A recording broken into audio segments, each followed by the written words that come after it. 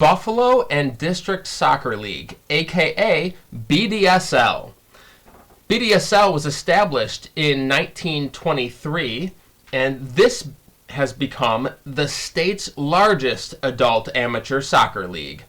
Competition ranges from the highly competitive Premier Division with college players and coaches down to the fun but still competitive 4th Division.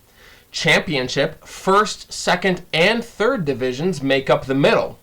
They host a growing over 35 league as well. BDSL has grown to over 1,700 players.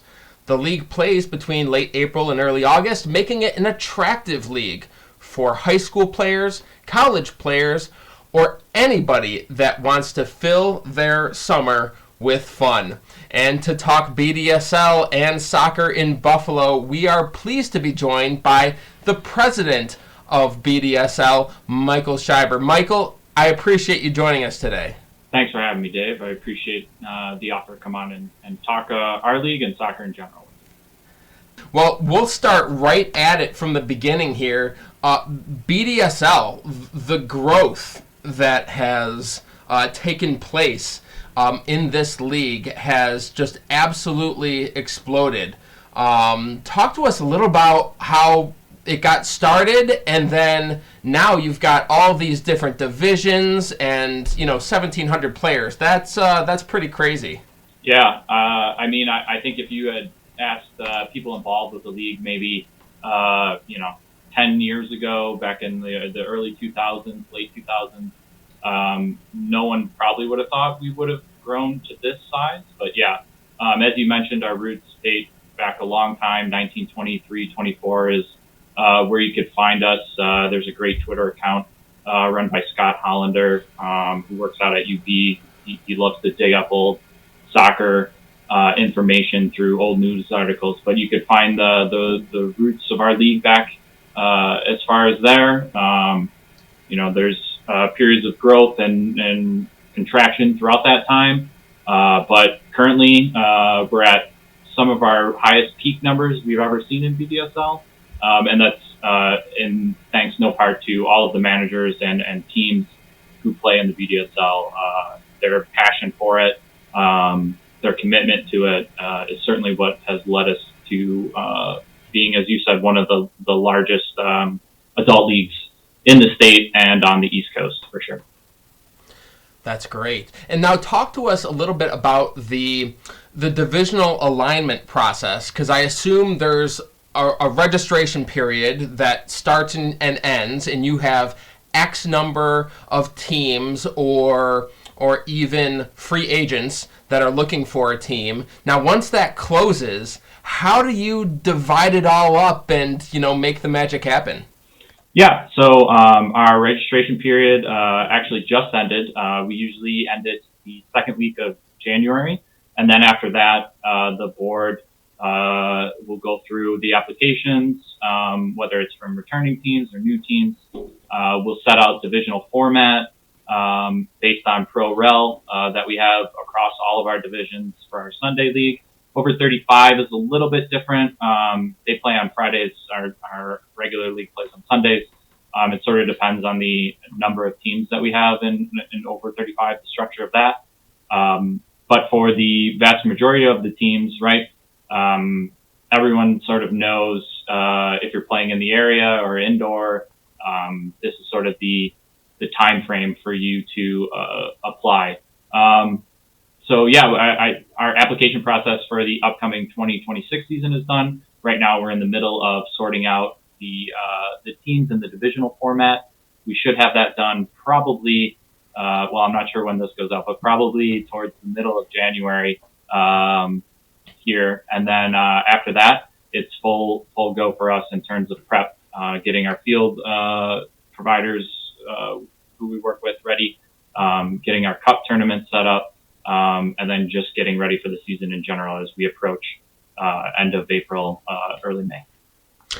So when I think of BDSL, so I used to be a referee, and we did I did like 90% JSL games. The rest was BDSL. I was AR for BDSL games. So that was a lot of fun because even more so than like a U15, U17 JSL game with BDSL, even in the lower divisions, I was still getting great speed trying to find that line for offside when it came to being an AR. So that was my first grasp of BDSL soccer. When I think of BDSL now, what I think of is a social media presence within the clubs, as well as, have you seen these logos for these teams? It's almost as if the teams themselves are acting like it's professional soccer, you know?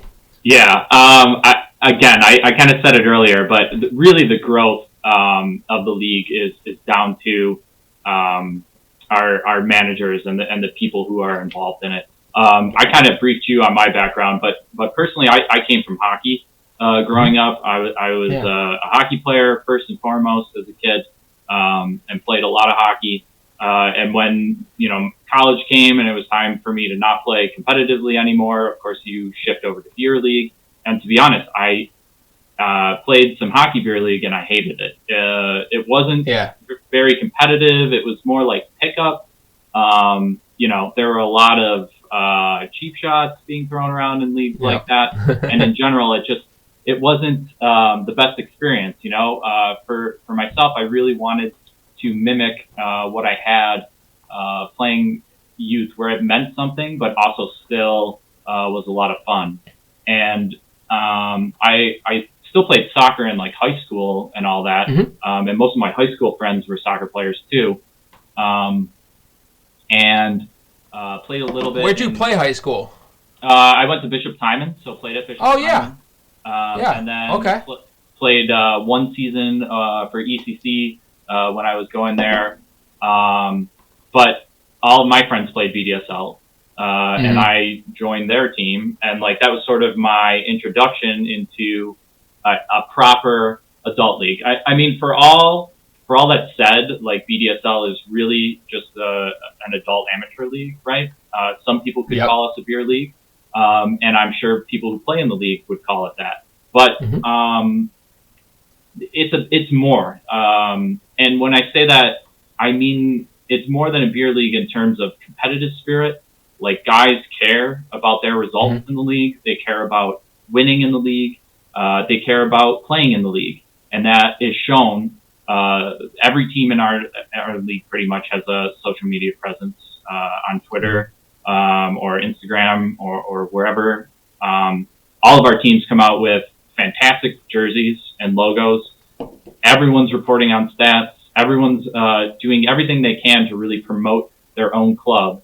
And I've always been of the belief that, as I said before, like the league is only as strong as our managers of each of our individual teams. And honestly, I was lucky enough during my time in the league and running a club to grow up with some of the best managers that the league, in my opinion, has ever had.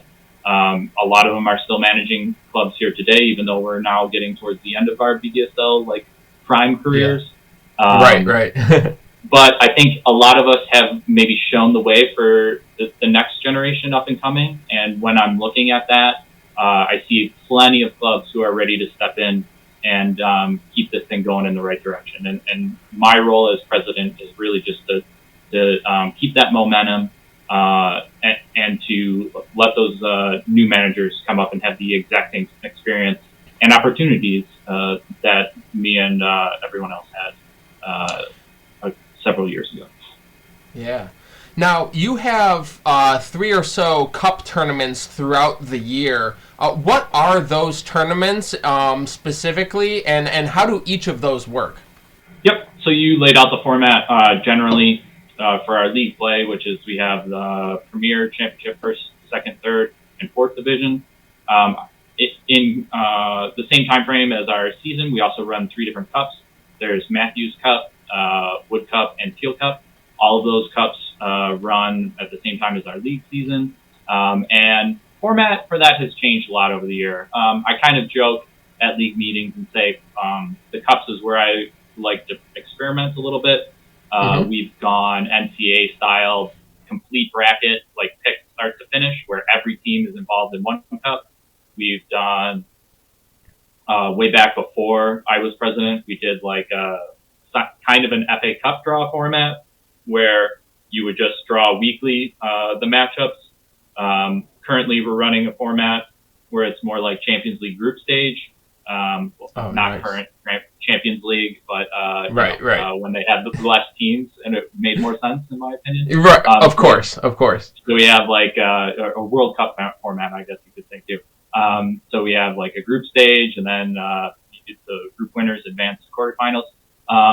And then we kind of separated out. So lately, because of the 3 cups, like our Teal Cup, which is our top tournament, that's just for our premier and championship level teams. Wood Cup is for first and second, and then Matthews has been for 3 and 4. So, like I said, it's evolved as the years have gone. It changes with the amount of teams, and it's always a place for us to maybe try something new to keep things fresh and active for the teams playing. That's great. Now, you mentioned Pro Rel earlier, so walk us through that, because what version of Pro Rel are you using within your divisions? I'm curious. Sure. So we have strict Pro Rel rules for each division. Lately, what we've been doing is the regular season champion in championship, first, second, and third, and fourth. They get an automatic promotion up to the next division in the following year. And then the second automatic promotion spot goes to our playoff winner. So there's 2 opportunities for you to earn promotion out of your division automatically. And then relegation, it's usually the bottom team in the division. And I know that sounds a little weird because I said 2 go up and 1 go down. How does that math work? And that's usually because there's always, teams folding or new teams joining the league. So generally speaking, there's usually open slots that we can use when we do Pro Rel. But those are like automatic. Like if you know going into the season, if you finish first or if you win your division, you're going to be going up. And as I said, after the season ends and we do the next coming season application process, if we have to move new teams up, it's really based on your sporting merit for next year. Now, are you going from like premier all the way down to fourth with that? Yep, absolutely. Wow. So we've seen several teams make the move all the way from like D3, D2, all the way up to the top. Wow. There's Olean 1854 FC, who is currently a Prem team. I believe they started in our D2, and they've made the move all the way up. There are several other teams that I know that I can mention that have gone straight up the ladder as they've progressed in the league. And there are teams who I know are like yo-yo clubs, just like, you see in EPL and stuff like that. So honestly, Pro Rel is the best way to organize things, in my opinion. Sporting merit is always the way to go. And again, that's what makes our league so great, is that teams have goals and things to aim for, good or bad, right? If your goal is to be in the best possible division, there are routes for you to do that with your own club. And if you think if last season wasn't that fun because you got killed a lot, well, you're probably going to go down and enjoy your next year in a lower division. So to me, it's always made a ton of sense. That's cool. Yeah, sporting merit, something that American soccer has struggled to grasp over the years. But who knows? USL might adopt BDSL's strategy there. We'll see.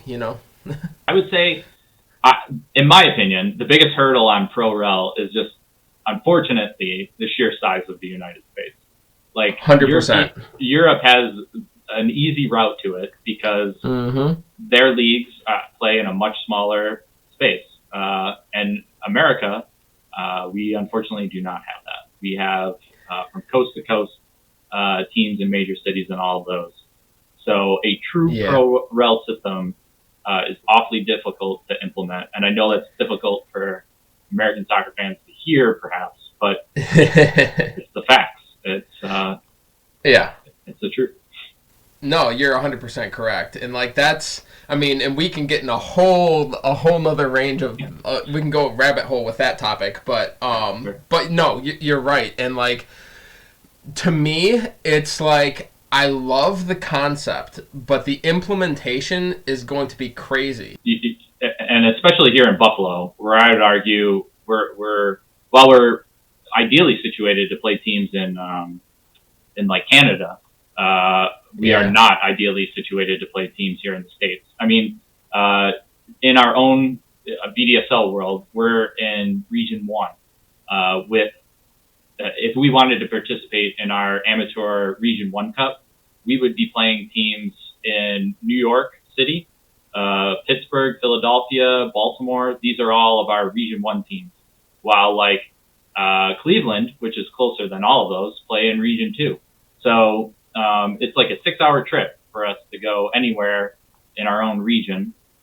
But if you're playing in a higher end professional league, or if there's pro rel from you to advance out of your regional league to the national league. But yeah, you're like, as you said, you're tripling your travel budget, maybe on a single trip. You're going from a bus ride to jamming for, a full roster of guys onto an airplane there and back, probably twice a year. So how do you make that work? It's very, very difficult. Yeah, you mentioned Region 1. So are you guys affiliated with like the US ASA, the Adult Soccer Association, or? That's our governing body. In addition to BDSL, there's Western New York Soccer Association, which I am a board member of as well. That's our parent organization, I guess you could say. And then above that is Region 1, but it's all part of USASA soccer. Mm-hmm. Gotcha. Okay, so let's talk for a second about your team. Now, where did your team start in the tiers? And then you got to dive into the story about you getting promoted into Premier. Tell us about that. Right. So I mentioned earlier, I joined originally a team that my friends were on and running called Ruse FC. I had played for Ruse for most of my BDSL career. And that was the team that was really like my high school friends, and then guys we added, who we knew locally or who became Ruse. And that club existed from, 1999 until I unfortunately shut it down, I want to say in 2022. I think that's right. Mm-hmm. So, yeah, I mean, some unbelievable years. For my team, we had resided in championship division for a long, long time. We had back-to-back semifinal playoff runs. We never finished first in the division. And back then, the rules weren't the same as how they are now. So, like, if you finished first in your division, you didn't even get promoted. It was the two teams usually who made the playoff championship game who were promoted. Okay. So way back then, it was, okay, just get into the playoffs and then try and make it to the championship game, and then you at least get promoted. And, man, we had a 10 PK round loss to Bus. Still in Premier. We had a overtime loss to Amherst Sharpshooters, a now perennial BDSL superpower in Premier. And then we lost to a team called Panthers. So we had year after year, it was like we were on the doorstep but could never knock it down until finally we pulled one out against Southtown Soccer. I can't remember the year. I mean, they're all blending together now. It was sure. Like, 2016, 2015, somewhere around there for our first move into Premier. And I remember winning that game, celebrating with my high school friends, going out to the bar afterwards, nice, enjoying the fruits of our labor there, and being a Prem club in the BDSL, which doesn't sound like a big deal, but to us and those who play in BDSL. If you make it up there, I mean, that's just a sign that you're a really well-run team and good soccer players. Through that time, after then, I've been up and down, played some more Prem, played some more Championship. Currently, I'm on a team with my BDSL secretary for Honey Badgers. We're in D1. I'm just older now, so I can't keep up with the young studs in our higher division. But doing my best to hang on as long as I can. I got 2 kids, aged 10 and 7. So dream scenario for me is one day I could eventually take the BDSL field with them, and we'll see if that's possible if my body allows it. So. I'm sure it will be. I'm sure it will be. But that kind of speaks to the camaraderie, too, between your teammates, everybody. Even the people you're playing against are the people you're going to be hanging out at the bars with, and it just kind of shows that it's nice to have that avenue in Western New York where you don't have to, be involved in, with the Stallions or the Flash or some of these other teams. You can be anyone, and maybe you didn't even play high school soccer, but it's something that you want to do, and it's something you want to enjoy with your buddies, and you can get a team together, you have free agents, and it's a lot of fun. So and particularly over the summer too, which is a very attractive thing for people who want to stay in shape over the summer. It's a gateway drug. It really is. I can't say how, for the better, my life has been improved by my participation in this league, both on and off the field. The memories I have playing with all of the teammates I've had over the years, the friendships I've made with other managers, going to meetings, hanging out, drinking with them, just all of those sorts of things. BDSL is everything I thought I would have in maybe hockey after I finished hockey, but I found it here in soccer, and I couldn't be more thankful. If you're a soccer player in this area and you want to get better or you want to have a good time, you have to play BDSL. And I would say our soccer community extends. You yourself said you were a soccer referee. That extends to our referee. Yep. We pride ourselves on having a great relationship with our ref unit. In the past, there have been times where it's been strained, but I believe firmly now that we're in some of the best positions we are with our refs. They care about our league just as much as the players involved in it. When we hand out assignments for Championship Sunday, those are big deals to all of them who get those games. Everyone comes out, whether you're a player or ref. And again, it's just that when you play in it, until you play in it, you kind of don't understand it, I think. And then once you do, you kind of get it. It's higher than a beer league, but it has everything that a beer league would want, or you'd want from a beer league from guys who are looking for that too. So it's just really lucky that we have this here for our soccer community in Western New York. Yeah. Speaking of referees, one of your premier division referees I'm friends with, Stephanie Serrano. I'm actually going to have her on the show in a few days. She's amazing. I work with her at Depew.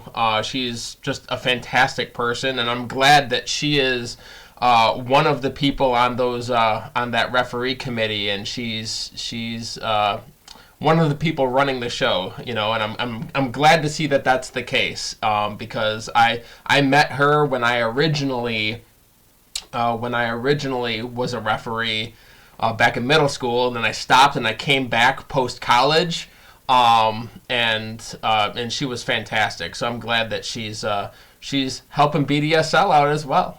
Absolutely, Steph's a great person. I could name dozens of officials who I have nothing but the utmost respect for, and many who I consider great friends of mine. And I would have never met them had it not been for my participation in the league. And just great people, for sure. Now, let's talk championship weekend. Championship Sundays. Now, this is the culmination of all the hard work of the best teams in each division. Every championship for every division is on the exact same Sunday. Is that right? Yep, that's correct. Yep. Okay. BDSL Championship Sunday is the culmination of the season. We've had it either at Salem Sports Park in Elma or Nichols. Currently, we're having it at Nichols. Last year, it was there. But yeah, we run from 1 to 6, alternating on 2 fields with each of the championship games. And I mean, it's one of my most favorite days of the year. It's basically a giant party celebration for the league. I get to hand out trophies to all the winners. Luckily, in my role as president, we've live streamed the games, hire a photographer. It's just the best. Everyone comes out. We're pitching tents. We've had food trucks. We've Wow. played and tried to do it all to make it a really great day to celebrate not only the teams and players who make it there and win awards and trophies, but to anyone who participated in the league that year. It's their chance to come out and have a good time, one final time in the summer. Normally, our season ends right the second week of August, where we know a lot of guys are going back to school, college, or getting ready for high school ball. And it's kind of maybe your last chance to hang out with them before they head back to. So in a lot of ways, it sort of signals the end of the summer, not just for soccer season, but for just your summer in general as well. And it's always a great event. And it also, for me personally, is the last time I have to worry about fields or refs or teams, all the other stuff that comes with being a league president. So it's usually a giant weight off my shoulders that I can rest and recharge until things fire up again. So, yeah. Oh, for sure. You can finally relax after a crazy season. So, I know you're a Norwich fan. I've got to tell you, this whole thing with Josh Sargent is just kind of crazy. I've never heard of a player choosing not to play in a game. Oh my gosh, FA Cup of all games to choose before the and it's not even before the ink even dries, but there was never an actual deal there yet. That was just so baffling to me with Josh Sargent. Oh my gosh. Yeah, it's kind of a sore spot for us Norwich fans. Look, Sargent has been a tremendous player for my club for a couple of years now, and he's been up until this point a model player, captain-worthy material for our team. Honestly, he's worn the armband earlier this year. It's not going great for my team. I think we're in third last. We did win today 5-0, which is nice. But it's been a struggling campaign. It was supposed to be much better than this, and it hasn't been. I would say, unfortunately, you said you've never heard this before. Unfortunately, I am no stranger to this, because last year Norwich had a player, or maybe it wasn't last year, maybe it was 2 years ago now. Norwich had a player by the name of Jonathan Rowe, a young starlet that came up through our academy, who did the same thing. He put in a transfer request, was denied, and then he told the manager he was unavailable for selection. And it basically forced his way out. He joined French side Old Marseille, and it unfortunately seems like Sargent has taken the same approach to force his way out of Norwich. Do I think it's going to work? I don't. We fired our manager who was at the start of the year, Liam Manning, and had brought in Philippe Clement, and he's been very adamant that despite the offers that we received from Toronto, and there was talk about Nottingham Forest being interested. But I don't know if a offer was ever put to the table. But unless it's a hefty fee, he's really not going anywhere. So right now he is training with our U21 side, and until he either makes things right or he is sold or the contract runs out, he might be stuck there, which is obviously extremely damaging to his World Cup aspirations. Exactly. That's why I'm so confused. Is like exactly what you just said. You pretty much just threw that out the window. I think part of that is Norwich signed a striker, Jovan Makama, at the beginning of this year, and Sarge was hurt for a little while, and Jovan stepped in and has played really, really well for the Canaries. So I don't want to say like Sarge was ready to lose his spot, but it was definitely going to be one where he was going to have to fight for. So perhaps when this window opened, there had been talks of him possibly leaving the club at the beginning of the year, and even last year as well, if a good enough fee came in. But now, at a stage where he's going to maybe have to fight for a spot week in, week out, he thought it might be best for him to go. But, I mean, with Norwich being in the position we are in a relegation fight, and having an owner now who doesn't really have any fear of losing money on a player like him, we were just bought by an American owner, Mark Antanasio, who owns the Milwaukee Brewers. So money isn't really the biggest deal to us. I mean, you know, we don't have the resources of major clubs, but we used to be owned by a celebrity chef in England, and you know, we're in a much different world now. So I think there's more money.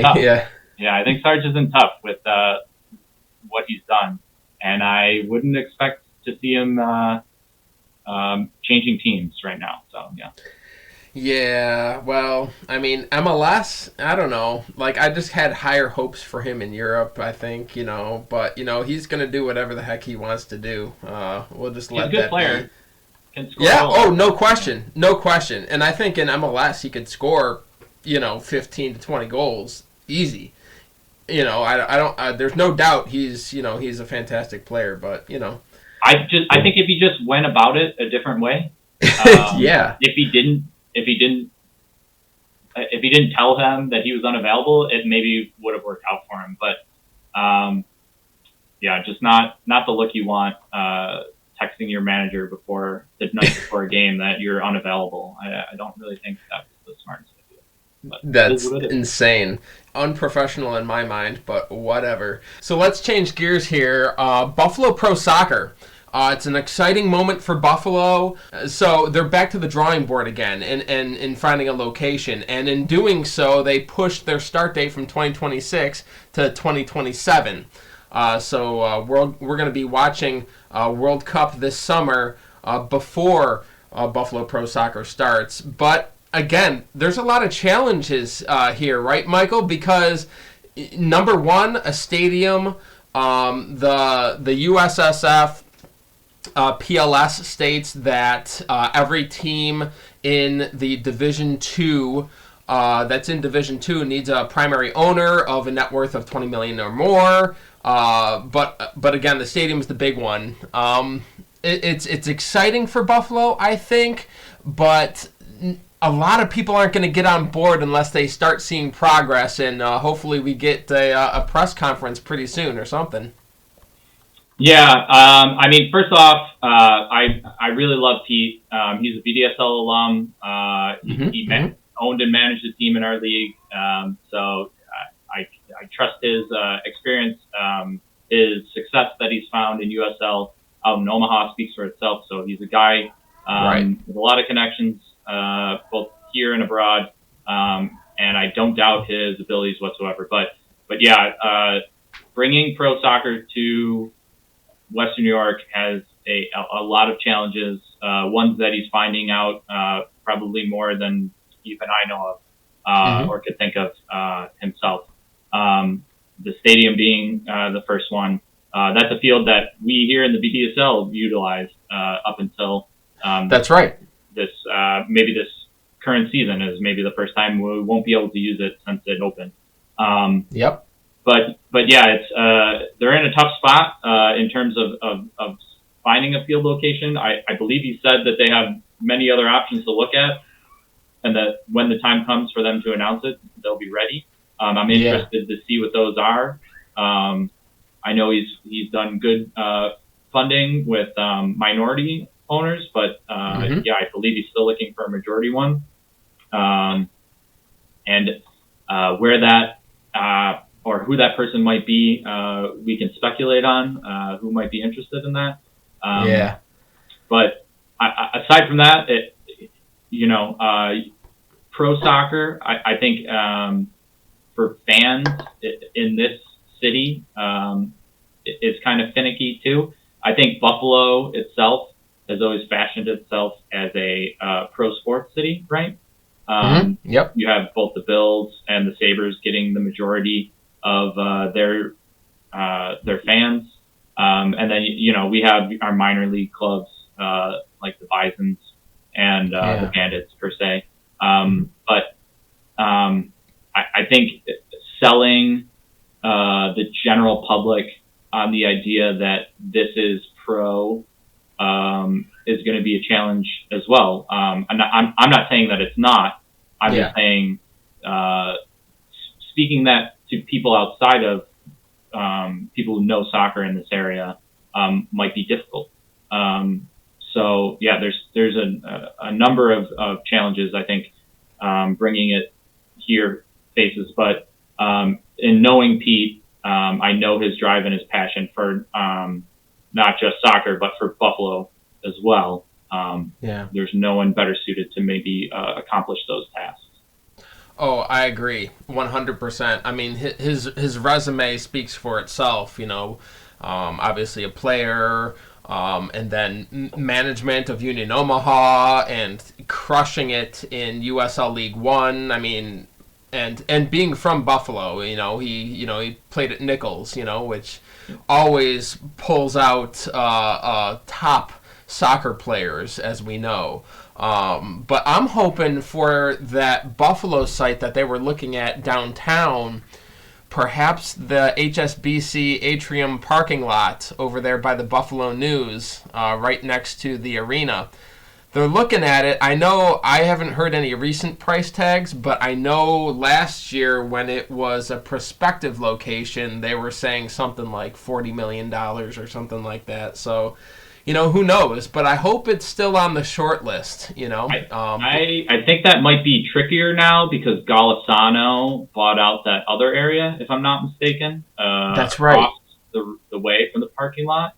So the fact that building has now been purchased and the space around it is maybe more so needed than it's ever been before for parking. For what it is now. It could make that even trickier for them if that's what they were eyeing up. If it were me, just purely speculating, I would think heading south of the city perhaps might be what they could be looking for, perhaps closer to like Outer Harbor, approaching maybe like Tift. That area, again, speaking from Timon, they don't use Tift really anymore, and there's plenty of space over there for a facility if something like that would be possible, still within the city limits, which is what he has said is the goal for that. That's right. Or, again, maybe kind of closer to where Madai is, where there is property that probably is attainable for them. I think downtown might be tougher due to other factors now in the area, unless they are ready to just bulldoze like cobblestone and stuff like that, which is possible. So. Yeah, that I know. I've heard of that option too as well. Interesting. So yeah, we don't know much. We know they're putting it in the city limits of Buffalo. We know that for sure. But again, stadium, primary owner, big things. But they're people love soccer in Western New York. Obviously, it's a huge sports town. I think, as you mentioned the Bills, the Sabres, the Bandits. I think that should be like PR wise their number one sell is like, hey, you're a sports supporter already. This is just in addition to that, and now you've got all you youth soccer players out there, which is huge in Western New York. Now you can strive to achieve something greater, and you can possibly do it in your own backyard. That should be the appeal, I think. Yeah. I think, again, what do I know? I don't know anything. Yeah. I'm a president of a local amateur soccer league. So take what my thoughts are with a grain of salt. But if it were me, my push would be a lot of similar to what the Bisons do. Make it very family friendly, very event oriented. Have a lot of different theme nights for home games, stuff like that. Make it. You want to build a base somehow, and I think you have to do that without hardcore soccer fans being the main target. I think if you target soccer fans, that's kind of tricky because world soccer has never been more accessible than what it is today. I'm a fan of a team in England's second highest division, and I can watch the majority of their games if I want to.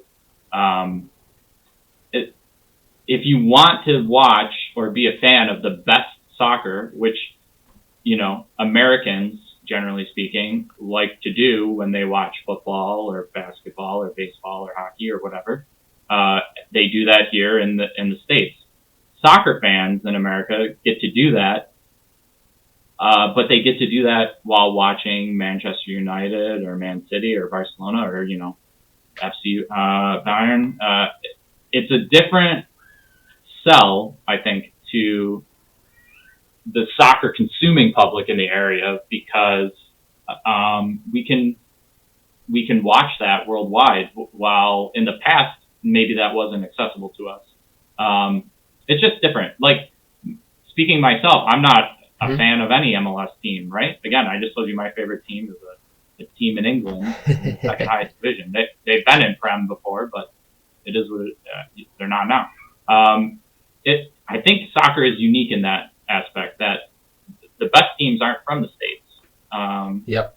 The best teams are across the pond. And how do you sell that to hardcore soccer fans? I'm not sure what the answer is to that.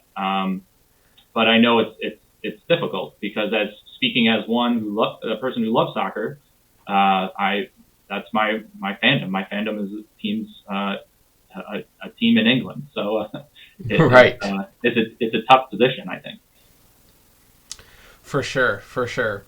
Well, I want to talk about, first of all, I appreciate you coming on today. And as we wrap up here, I know you said registration for BDSL is closed. I think I read something at about 80 teams, and including a bunch of new teams. But how can people get a hold of you? Teams, players, or people that just want to learn about BDSL and all they have to offer. How do they get a hold of you, Michael? Absolutely. So registration is closed, but if you are a prospective player, there are still plenty of opportunities for you to hook up and join a team. Our website, bdsl.org, will have up-to-date team pages very soon. Once we reveal the divisions, you'll be able to look at all of our standings and stats for all the upcoming seasons. Once we get rolling, season doesn't kick off till April, so you still have plenty of time before then if you want to get involved. But yeah, there, bdsl.org, there's a link to a BDSL free agent list that you can submit all your information for and join the club if you're interested in. Our socials on Twitter are always very active, kind of dead right now as we're in the dead of winter, but as the season approaches, we'll be amping things up. You can find us at official BDSL on Twitter. Our Instagram account, I believe, is the same, official BDSL. And always passing along information on that. All of our teams, like I said before, pretty much have Twitter accounts. I think last I checked, maybe 2 did not.